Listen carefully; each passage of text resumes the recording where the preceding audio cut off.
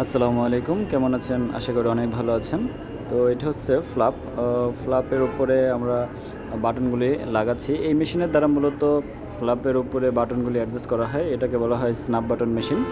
তো প্রথমেই দেখতে পাচ্ছেন কিভাবে এই বাটনগুলো অপারেটর অ্যাটাচ করছে। তো প্রথমেই উপরের এবং নিচের দুটি মূল থাকে, যেটাতে উপরের পার্ট এবং নিচের পার্ট বাটন দুটি সুন্দরভাবে লাগানো হয়। দেখেন কিভাবে লাগাচ্ছে।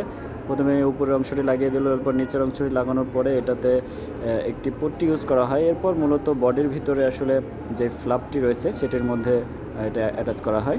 তো এভাবেই আর কি ফ্লাপ বা বিভিন্ন পকেটে বাটনগুলি অ্যাটাচ করা হয়।